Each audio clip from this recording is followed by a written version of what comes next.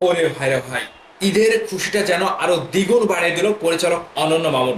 যে কোনো সময় আসতে পারে শাকিব খানের বহুল আলোচিত সিনেমা, প্যান ইন্ডিয়ান সিনেমা দরদের চমক। তবে কি সেই চমক! এবং এই ঈদের সময়টাতে যেখানে তুফান সিনেমার রমরমে একটা প্রচারণা চলছে এবং তুফান সিনেমার হাইপ উঠেছে, যেই সিনেমাটি দুদিন পরে রিলিজ হবে, সেই সিনেমার প্রচারণার ভেতরে কেন অনন্য মামুন এই চমকটি দিতে যাচ্ছেন এবং এটা কতটুকু যুক্তি সম্পন্ন এবং দরদের কি চমক আসতে পারে, বিস্তারিত থাকছে পুরো ভিডিও জুড়ে। ভাই ব্রাদার্স, প্রথমে আপনাদেরকে বলে রাখি, ঈদের আর 2-3 দিন বাকি, আর এই 2-3 দিনের মধ্যে তুফান সিনেমাটি মুক্তির একেবারে দ্বার প্রান্তে। এর মধ্য থেকে পরিচালক অনন্য মামুন তিনি যে ফেসবুকে একটা পোস্ট দিয়েছেন যে শাকিব খান সহ আমাদের টিমের সিদ্ধান্ত, ঈদের খুশিতে আওয়াজ একটাই হবে, দরদ। আজ থেকে মেঘলা আকাশ দেখা যাবে, যে কোনো সময় শুরু হবে দরদের ভালোবাসার বৃষ্টি। অনন্য মামুনের এই পোস্টটিকে কেন্দ্র করে সকল সাকিবিয়ান কিন্তু খুশি হয়েছে।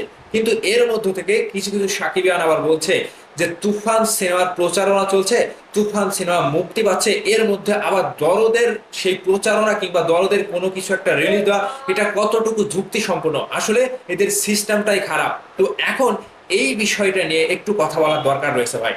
দেখেন, এখানে কিন্তু অনন্য মামুন ভাই একেবারে স্পষ্ট করে বলে দিয়েছেন যে শাকিব খান ভাই সহ আমাদের দরদের পুরো টিমের সিদ্ধান্ত এটা, এই সিদ্ধান্তটা নেওয়া হয়েছে যে দরদের কিছু একটা তারা দেবে।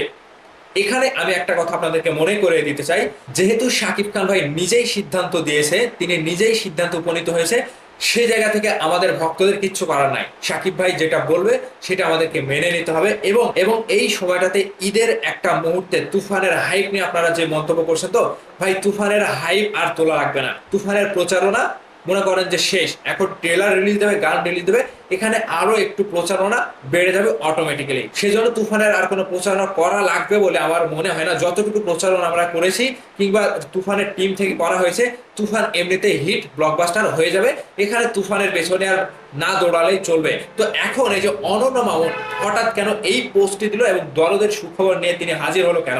ভাই, দরদ সিনেমাটি দেখেন অনেক দিন আগের, 1 দিন 2 দিন 1 মাস 2 মাস করতে করতে অনেক দিন পার হয়ে গিয়েছে। শুটিং শেষ করে সম্পূর্ণ কাজ রেডি করে তুফানের সাথে এই দরদ টিম প্রচারণায় নামতে পারতো। এর আগে দেখেন রাজকুমার চলে গিয়েছে, এবার তুফান।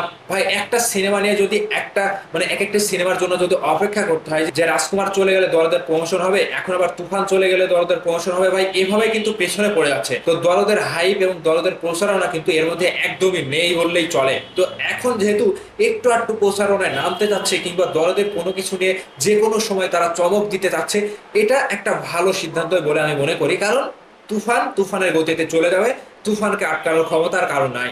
এর মধ্যে থেকে সাকিব ভাই খুবই ভালো করে বুঝে শুনে কিন্তু এই সিদ্ধান্তটা তিনি দিয়েছে। কারণ সাকিব ভাইয়ের সিনেমা, তুফানও সাকিব ভাইয়ের সিনেমা, দরদও কিন্তু সাকিব ভাইয়ের সিনেমা।